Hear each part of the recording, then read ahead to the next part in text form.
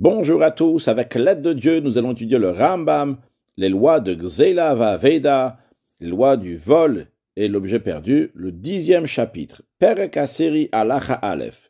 Goy Baal Zroa, un non-juif, littéralement un homme de bras, c'est-à-dire donc quelqu'un qui est fort, qui agresse, qui peut oppresser, chez Anas Nirse Yisraël, qu'il a pris de force des biens d'un juif, Veyarad le Torsadeu. Il est descendu dans son champ, une expression qu'on va voir aussi dans la suite du chapitre, Veyarad, il est descendu, à traduire, donc il est rentré, il a pris le champ de ce juif-là. Mais, il n'a pas juste pris comme ça, il a pris pour une bonne raison. Mais Hamad Shayelo Chov al Balasade, parce que le juif qui était dans le champ lui devait de l'argent et il ne lui a pas remboursé. C'est pour ça que ce goy a pris son champ. Ou bien parce que ce juif-là lui a fait un dommage et il ne lui a pas remboursé, ou bien parce que ce juif-là lui a fait une perte d'argent. Et après que ce goy a saisi le champ du juif, il a vendu à un autre juif.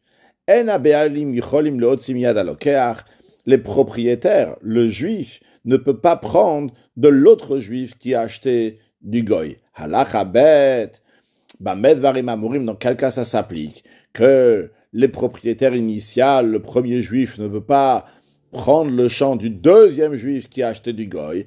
Il n'a pas le droit de le prendre.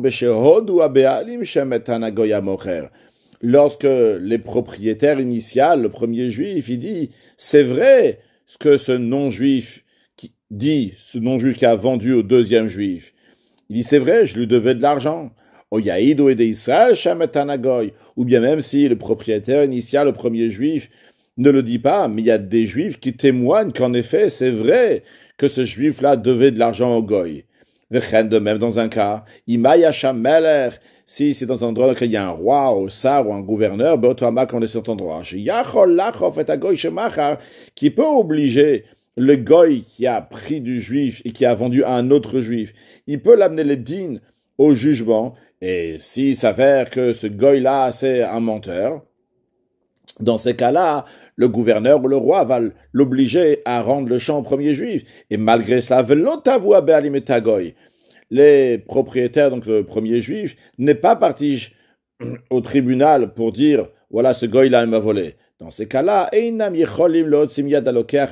tous ces cas-là, donc le propriétaire initial ne peut pas prendre le champ du deuxième juif qui a acheté du goy. Même si les propriétaires disent non, c'est pas vrai ce que le goy a dit. Même s'il n'y a pas de témoins qui disent que c'est vrai ce que le goy dit que ce juif-là devait de l'argent.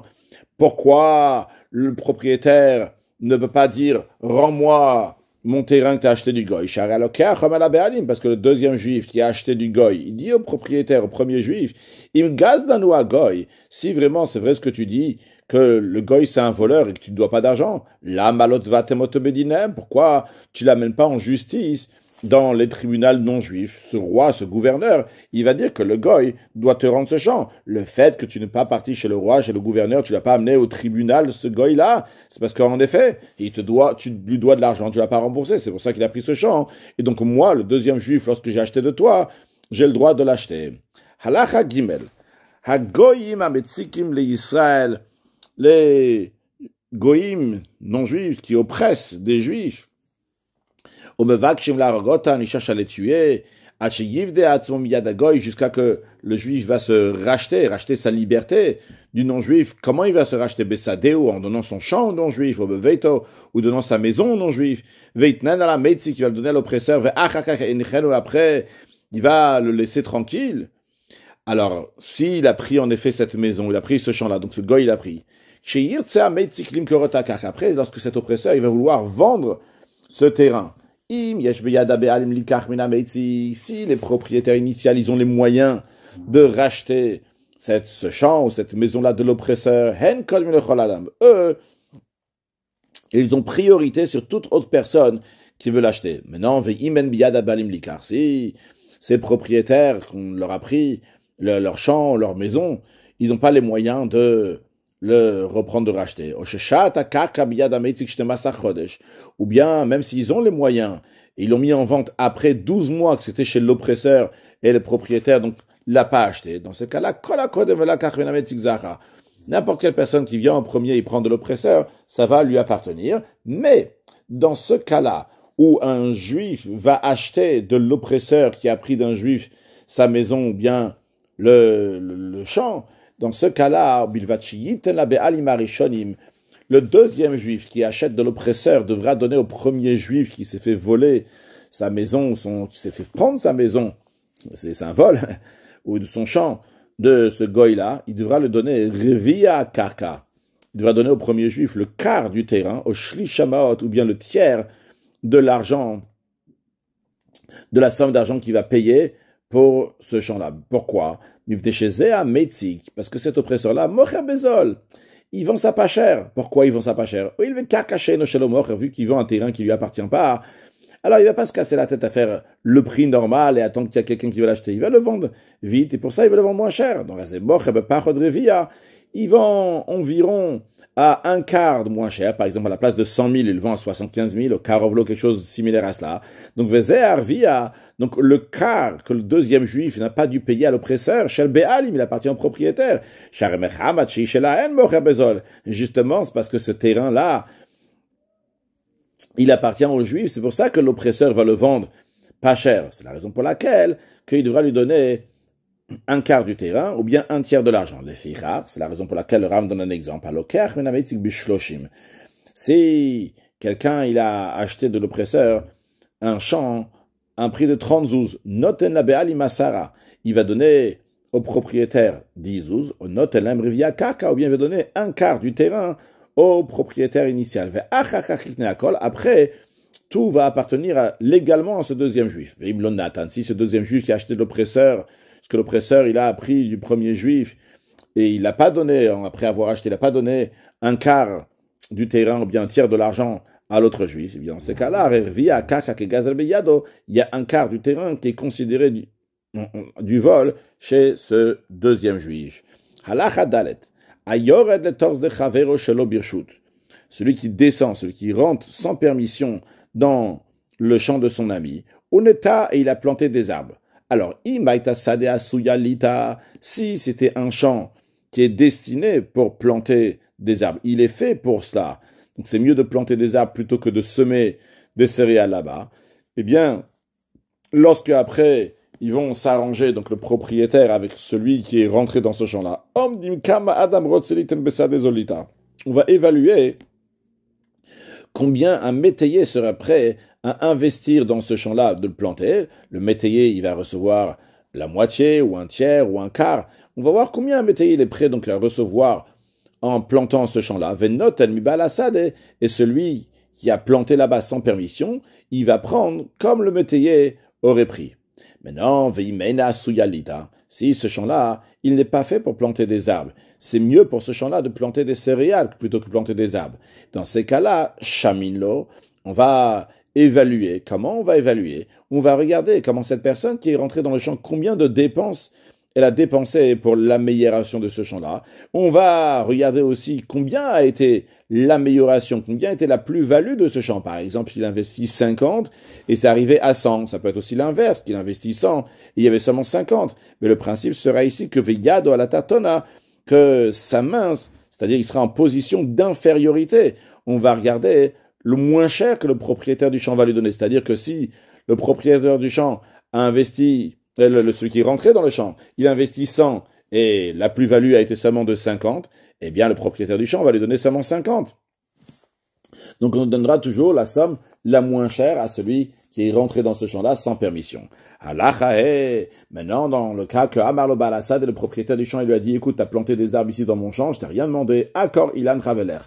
Déracine tes arbres et va-t'en d'ici. Donc je suis pas intéressé moi à te payer comme un métayer, d'avoir dit que j'ai gagné dans mon champ, qu'il vaut plus ou quoi que ce soit. Pars d'ici, Shominlo, on l'écoute, donc il part d'ici avec tes arbres. Eh bien, on écoute le propriétaire du champ, et celui qui a planté, il prend ses arbres, et il part de là-bas, le propriétaire du champ ne va pas lui donner un centime. Maintenant, si le propriétaire du champ n'a pas proposé à celui qui est rentré dans le champ de prendre ses arbres, mais Amaranotea, celui qui est rentré sans permission et qui a planté, lui il dit à Renio Kerilani, écoute, c'est quoi, tu veux me payer telle et telle somme? Moi je suis pas intéressé de telle et telle somme. Moi je veux prendre mes arbres, je reprends mes arbres avec moi. Eh bien, un shominlo, on va pas lui écouter. Pourquoi? Parce qu'il affaiblit la terre. Parce que maintenant, dorénavant, l'ensemencement, il va pas avoir d'aussi bons résultats qu'avant, parce que la terre a déjà pris maintenant, l'arbre, il a pris donc de la force qu'il y avait dans cette terre-là, et il a affaibli. Si maintenant, après ça, on va prendre l'arbre, eh bien, la terre va pas revenir à sa force qu'elle avait avant. Halachavav. Maintenant, en ce qui concerne Hachatserot, les cours, à l'époque, les gens vivaient dans des cours, c'est-à-dire il y avait une rue, après il y a une ruelle, dans la ruelle il y a des cours, et dans chacune des cours il y a plusieurs maisons. Alors, de la même manière, dans l'esprit de ce qu'on a dit avant, qu'il y a des champs qui sont faits pour planter des arbres, il y a des champs qui sont faits pour qu'on va semer des graines, eh bien, en ce qui concerne donc, ces cours-là, ils sont faits. Pourquoi? Ils sont considérés comme des lieux, qui sont faits pour la construction. Ou le aussi dans ces cours-là, donc de rajouter des maisons, valiotes, des étages. Les firars, c'est la raison pour laquelle les Géonim, donc les maîtres qui étaient avant l'époque du Rambam, ils ont statué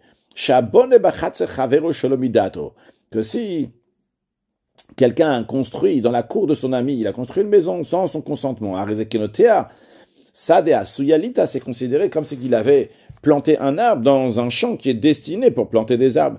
Donc, on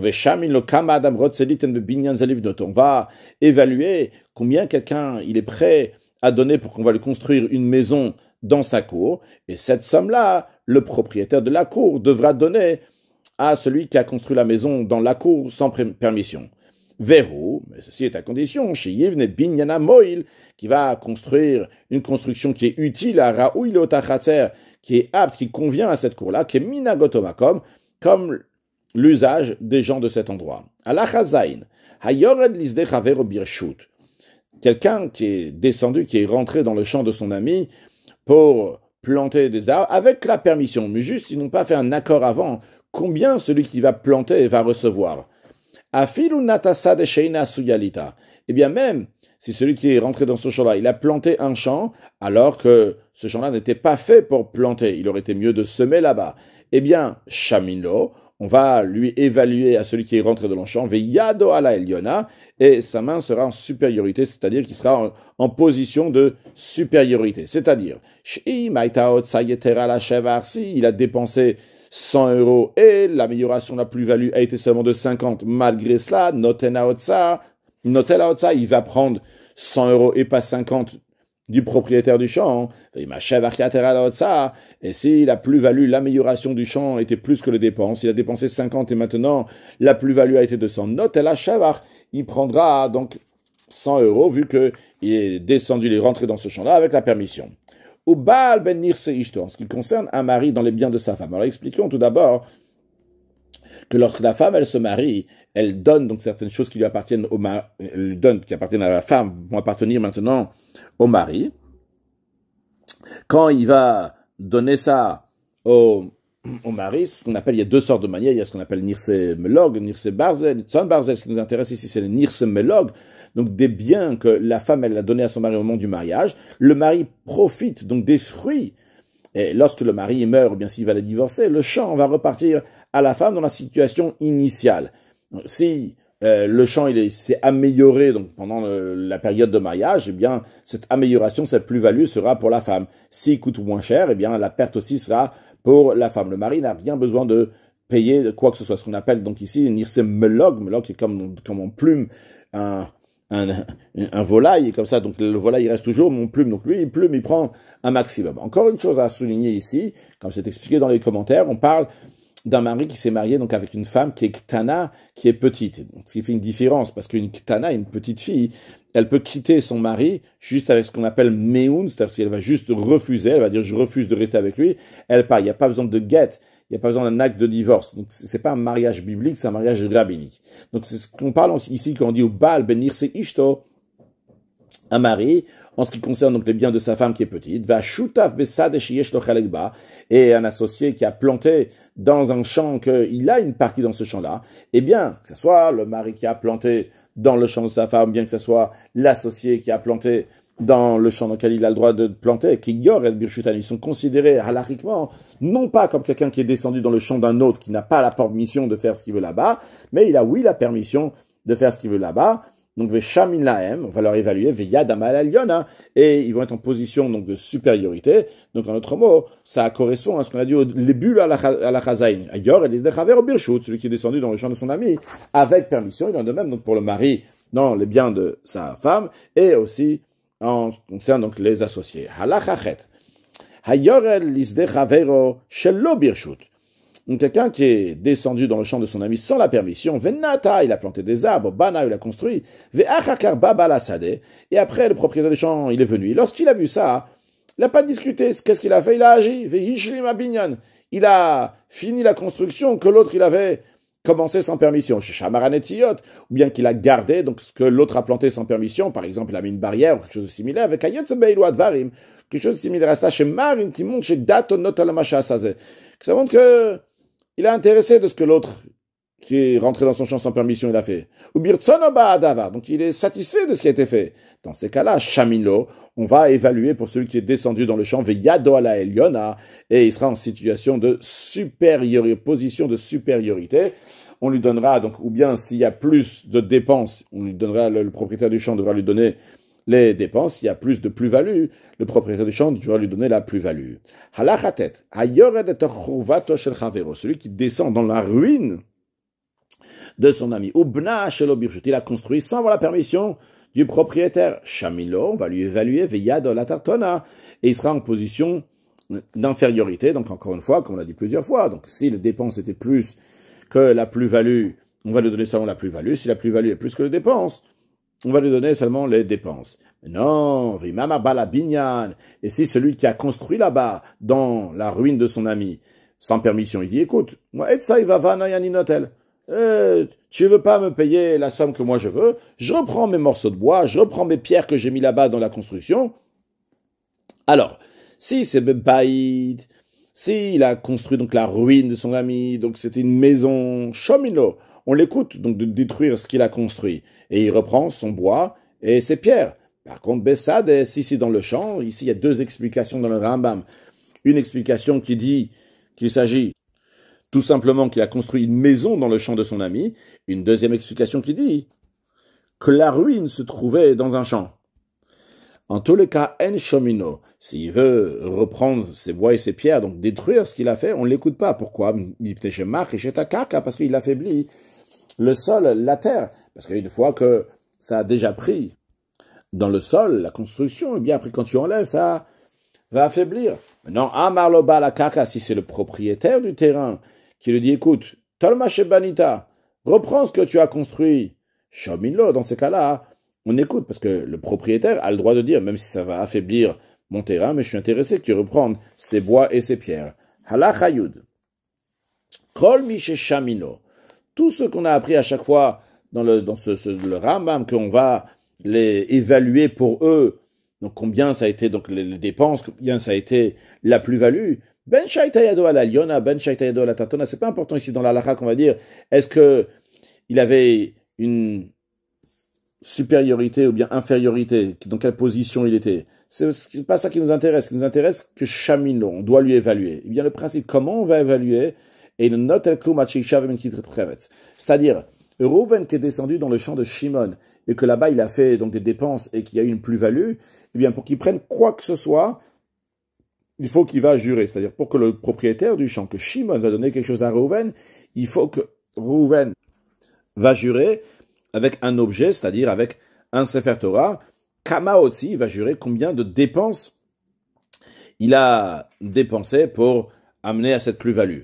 Maintenant, s'il ne veut pas jurer, Veimamar, il a dit quoi? Il a dit Yavo Adayanim, que les juges viennent, Veyasu Shumata Otsar, et qui viennent eux-mêmes faire regarder la valeur, évaluer donc des dépenses. Varigluya lenem, et tout est visible à leurs yeux. Et le tribunal va évaluer les bois qu'il y a ici, les pierres qu'il y a ici, et le salaire des artisans, et ils vont le faire au cours le plus bas. Ça, il n'y a pas d'histoire de dire que là-bas j'aurais pu avoir plus bas. Au cours le plus bas. Et dans ces cas-là, Shominon va écouter Reuven qui est descendu dans le champ de Shimon et qui ne veut pas jurer. Le tribunal va venir. Et il va dire, ça coûte tant et tant au prix le moins cher, et Reuven va prendre de Shimon sans faire de serment. Vechen, de même, dans un cas, Zeshenot ala shavar bilvad.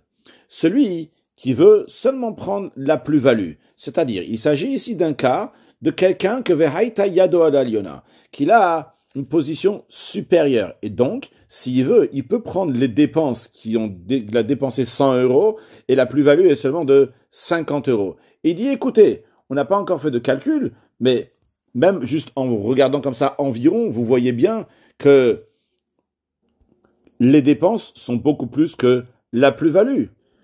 Et vu qu'il est en position supérieure, il peut faire la procédure pour qu'on va lui payer le plus cher, donc qui sont les dépenses. Mais il dit, je suis pas intéressé, juste donnez-moi la plus-value qui est moins que les dépenses. Et ça se voit, en effet, que la plus-value est moins que les dépenses, et on peut voir donc combien sont les dépenses. Eh bien, et notre Saïr Shua, il n'a pas besoin de jurer. Et on va lui donner la plus-value. Halacha Yudalef. Kol sheshamino venotel. Tout ce qu'on a dit, qu'on va évaluer, qu'on doit leur donner temps et temps, et qu'il va prendre temps et temps du propriétaire du champ, mais on n'a pas encore évalué. Mais, dans le principe, on devrait arriver à Chamin à faire cette évaluation-là. Et Shetal Balasade est le propriétaire du champ, donc il devra donner quelque chose à cette personne qui est descendue dans son champ sans permission. Ve'amar, le propriétaire, il a dit, Natati, c'est bon, j'ai déjà donné ce qu'il fallait. Va yored la sade omer, le natalti. Et celui qui est descendu dans le champ, il dit, non, j'ai rien pris, j'ai rien reçu, tu me dois de l'argent. Ayored neman, on fait confiance à celui qui est descendu, qui est parti dans le champ. Venishba shelo natan lo klum venotel. Il va jurer que, en effet, les propriétaires du champ lui ont rien donné, et il va prendre. Pourquoi on fait confiance ici à celui qui est descendu dans le champ, qui dit qu'il a rien reçu du propriétaire du champ? La raison, elle est, Share om le bal asade. Parce que le tribunal va dire au propriétaire du champ, Adaïn le shamolecha, on n'a pas encore fait l'évaluation pour toi. Combien ont été les dépenses et combien était la plus-value? Velo yadata kamata chayvliten. Et tu sais même pas combien tu dois donner à celui qui est descendu dans ton champ sans permission. Alors, natata, comment tu lui as donné? En vérité, c'est pas seulement celui qui est descendu dans le champ sans permission, c'est même celui qui est descendu avec permission, qu'on va évaluer. Et après, le propriétaire du champ pourra donner. S'il n'y a pas eu d'évaluation, comment il a pu donner? Avalim shamulo. Mais dans un cas où le tribunal a oui évalué pour le propriétaire du champ combien il doit donner à celui qui est descendu dans le champ, ve'ambo le balasade, et ils ont dit au propriétaire du champ, tenlo, va lui donner tant et tant. Ve'amanatati, et suite à ça, le propriétaire du champ, il a dit, j'ai donné. Et celui qui est descendu dans le champ, il dit, non, j'ai pas reçu. Ah, falpishadain lo nishba yored, même dans un cas où celui qui est descendu dans le champ n'a pas fait de serment en disant que le propriétaire n'a pas remboursé. C'est-à-dire, je rajoute une petite explication ici. Si celui qui est descendu dans le champ, il a déjà juré qu'il n'a pas reçu, et après cela, le propriétaire du champ, il a dit, j'ai donné, on lui fait confiance. Pourquoi? Parce que, après qu'il a juré qu'il n'a pas reçu, alors le propriétaire du champ, il s'est dépêché pour lui donner l'argent. Le chidouche, ce que le Ram veut nous dire ici, que même si celui qui est descendu dans le champ n'a pas encore fait de serment, quand même on fait confiance au propriétaire qu'il a déjà donné.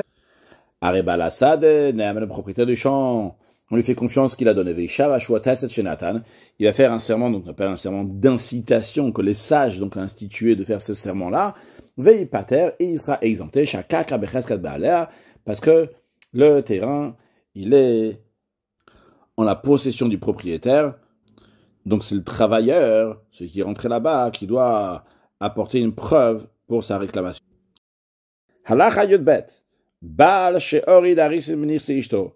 Un mari qui a reçu de sa femme, on parle ici que la femme elle est majeure, elle lui a amené un champ, et lui il va profiter des fruits de ce champ, et le mari qui s'occupe de ce champ, il a amené des métayers. Ve'achakar gersha, et après il a divorcé. Alors la règle elle est que si c'est le mari lui-même qui a fait des dépenses et le mari lui-même qui a fait une plus-value grâce à ces dépenses-là, on va évaluer et le mari sera dans une position qui est d'infériorité. Il va prendre la plus petite des sommes, ou bien la plus-value si c'est la plus petite des sommes, ou bien les dépenses si c'est la plus petite des sommes. Mais ici, il a mis des métayers là-bas dans le champ. Alors il faut voir, est-ce que les métayers, ils sont liés à lui ou pas? Imaya balatson haris, si le mari lui-même, il sait comment travailler le champ, il aurait pu être métayer, et quand même il a mis des métayers à sa place, nistal ekbal, nistal koharissim.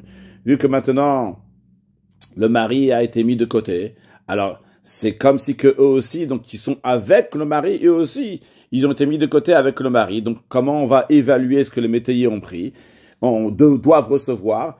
On va dire qu'ils vont prendre en situation d'infériorité, ils vont prendre le moins cher. Chez le Yadoula et le Databal, parce que quand ils sont partis dans ce champ-là, c'était basé sur le mari et non pas sur la femme. Donc ils ont la même loi que le mari, ils sont dans une position d'infériorité. Donc Veshaminlaen, on va leur évaluer. Veyadam alatatona, ils vont être en position d'infériorité. Veimena balar, ici, le mari n'est pas métayer, c'est-à-dire qu'il ne sait pas travailler la terre. Donc quand ils sont venus, ces métayers-là, lui, il ne pouvait pas travailler la terre. Donc, donc ils sont venus, eux, donc par rapport à cette terre qu'ils doivent travailler, et on va leur évaluer comme des métayers.